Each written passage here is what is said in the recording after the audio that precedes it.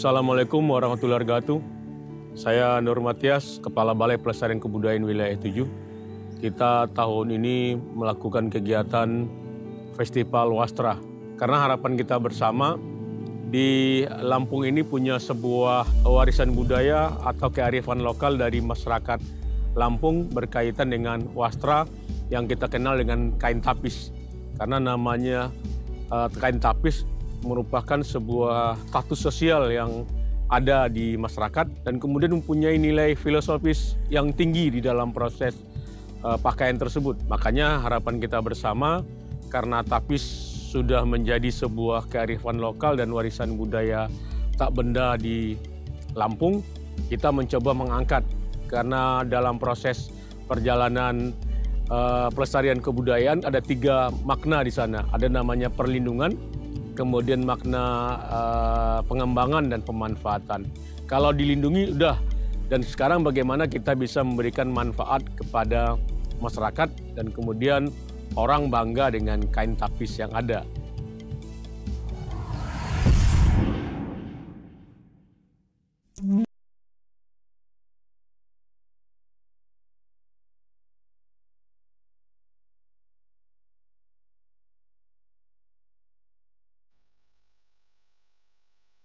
Tapis itu adalah penamaan dari kain sarung yang dipakai oleh orang Lampung.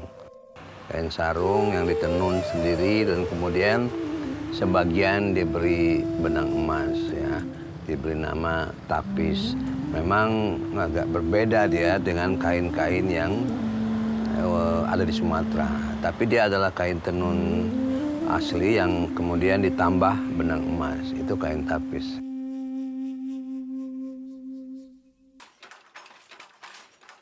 Kain tapis ini dikenal di Lampung atau suku Lampung lah. Kalau kainnya sendiri barangkali sama umurnya atau sejarahnya dengan kain-kain yang ada di Nusantara ini. Tetapi perubahannya barangkali ketika orang Lampung, masyarakat Lampung saat itu mulai berdagang, ya, mulai berniaga dengan dunia luar. Ya, barangkali yang jelas yang sangat paham kita adalah lada. Lada ini berkembang sangat pesat di abad ke-17, kira-kira 16-17, yang membuat orang Lampung berhubungan dengan dunia luar. Salah satu yang menjadi komoditi itu adalah benang emas. Nah, mulailah saat itu benang emas ini ditambahkan pada kain-kain yang dulu sudah ada itu.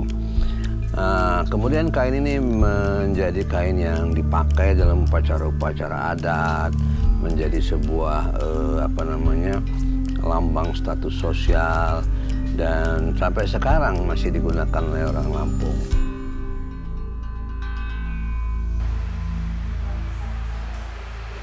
Motif-motif yang digunakan di tapis, ya, itu ada yang memang dikembangkan sangat kreatif. Misalnya ada beberapa motif-motif tidak dikenal sebelumnya, mata kerbau misalnya. Tapi ada motif-motif yang memang diambil atau tetap meneruskan dari mitologi lama. Ya, misalnya yang sangat terkenal adalah pucuk rebung, ya. Kemudian orang Lampung mau apakah itu dia pepadun atau seberatin, semua mempunyai panduan di dalam hidupnya. Kitab adatnya, ya, yang disebut Kuntara Rajaniti. Di situ dijelaskan, ya, nilai-nilai yang harus dimiliki seseorang dan bagaimana mengukur orang itu baik atau tidak, mana yang boleh atau tidak, mengatur norma-norma. Ya, di situ juga dijelaskan yang namanya Piil Pesanggiri, ya.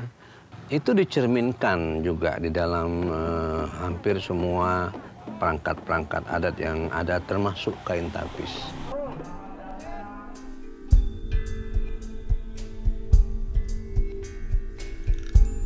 Dari mana filosofi itu berkembang? Di belakang saya ini ada kain kapal, ya. Kain kapal itu sangat lengkap menggambarkan mitologi atau prinsip-prinsip filosofi orang Lampung. kapal dulunya mungkin dianggap dalam upacara-upacara tua itu adalah satu kendaraan atau perahu untuk menuju alam baka. Tapi juga bisa digambarkan bahtera kehidupan. Di atas itu ada pemimpin atau penyimbangnya, ada rakyatnya, keluarganya. Tapi kita lihat di sekitarnya, di atas misalnya ada motif-motif burung, ya.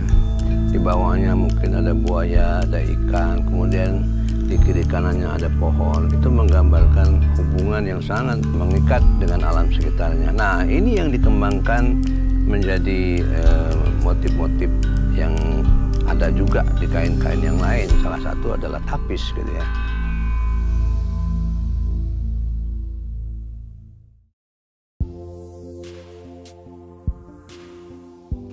Ya kalau sekarang barangkali kita kain tapis, untuk membuat tapis kita tinggal beli kainnya ya. Sekarang dulu tidak begitu.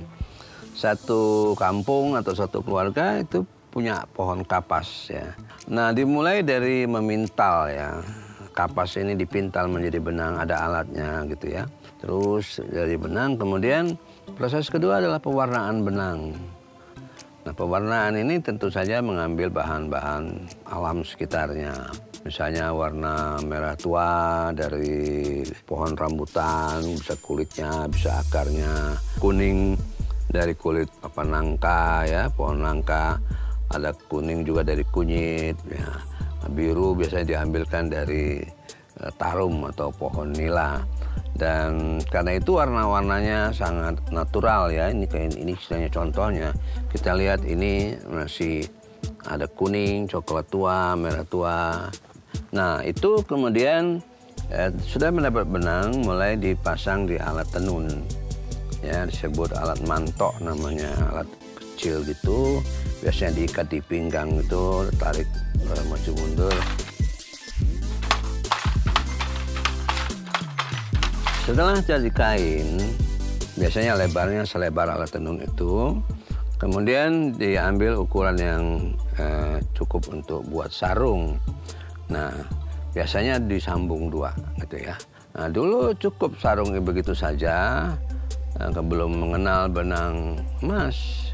Nah, benang emas ini kemudian menjadi bahan tambahan atau benang tambahan pada kain tapis yang sudah ada sebelumnya, yang tidak ada benang emas, dia ditambahkan menjadi benang ketiga istilahnya. Jadilah kain tapis yang menjadi lebih indah.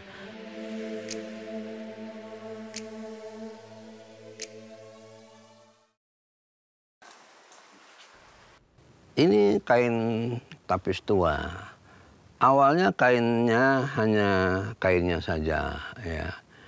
Kemudian diambil motif pucuk rebung ketika dia sudah mulai mempunyai ini benang perak kebetulan, belum benang emas ya. Sehingga dia filosofinya mengangkat derajat pemakainya. Kemudian dipakai di dalam hampir semua upacara-upacara atau ritual-ritual adat ya. Tapis ini karena dia juga melambangkan kedudukan si wanita, maka dia umumnya digunakan pada upacara-upacara adat yang penting ya.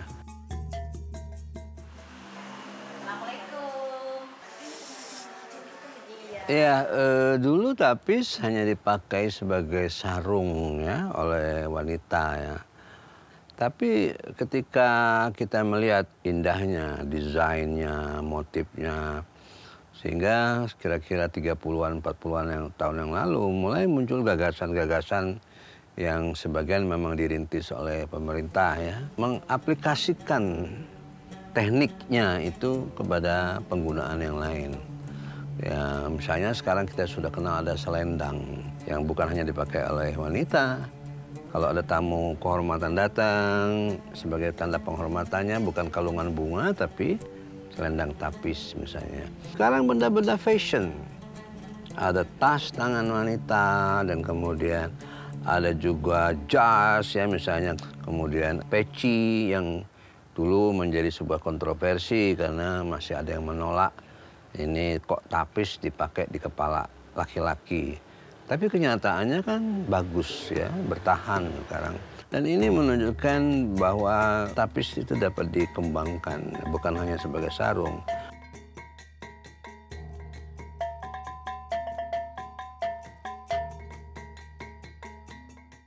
Saya pikir kenapa kain tapis yang dulu sudah begitu lama, barangkali 2-3 abad yang lalu, kemudian masih juga dipakai sekarang berkembang.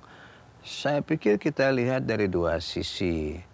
Sisi pertama memang dia bagian dari kehidupan sosial orang Lampung. Orang tidak bisa melepaskan tradisinya begitu saja. Sisi kedua yang kita lihat adalah dari segi keindahan atau estetika dalam desain katakanlah ya.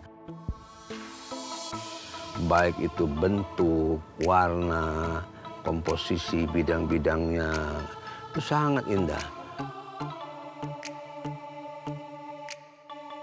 Buktinya adalah kain-kain tapis ini kemudian menjadi bagian dari interior sekarang. Di mana-mana orang tidak ragu-ragu menempatkan kain tapis lama itu, 1 lembar kain tapis menjadi hiasan dinding misalnya. Museum-museum besar di dunia menempatkan kain tapis ini sebagai karya seni. Bagaimana ini terjadi? Karena kalau saya ambil contoh satu kampung misalnya, ada 20 tapis, itu dikerjakan oleh 20 keluarga. Yang pasti tidak ada yang sama, walaupun mirip-mirip, sangat indah. Ya, dikatakan punya nyawa atau nilai, benar sekali. Karena dia bagian dari nilai-nilai yang dimiliki oleh masyarakat. Ya, kita tidak bisa menghentikan upacara perkawinan. Perkawinan adalah bagian dari kehidupan manusia. Kebetulan orang Lampung, perkawinan itu adalah satu event yang penting, prosesi yang penting. Dan tapis adalah bagian dari prosesi itu. Mau tidak mau dia terus berkembang. Jadi tapis mengikuti perkembangan karena dibawa oleh nilai-nilai masyarakatnya.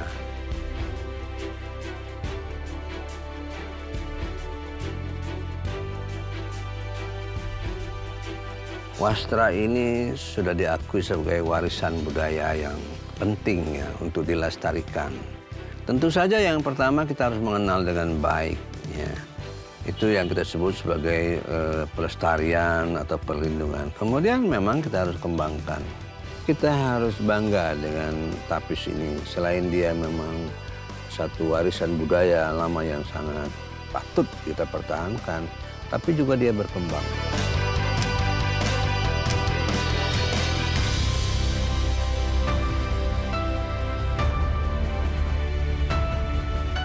Yang namanya kebudayaan itu harus ditransformasikan kepada generasi berikutnya. Jangan sampai nanti generasi berikutnya belajar wastra ini lewat dari masyarakat dunia. Apakah itu mungkin dari masyarakat Eropa atau mungkin dari masyarakat Amerika. Karena mereka sudah melakukan pendokumentasian yang begitu hebat, tapi mereka tidak punya akar budayanya. Makanya kita berharap kepada generasi muda kita harus belajar sehingga kebudayaan ini tidak stagnan, dia akan mengikuti pola zaman yang ada.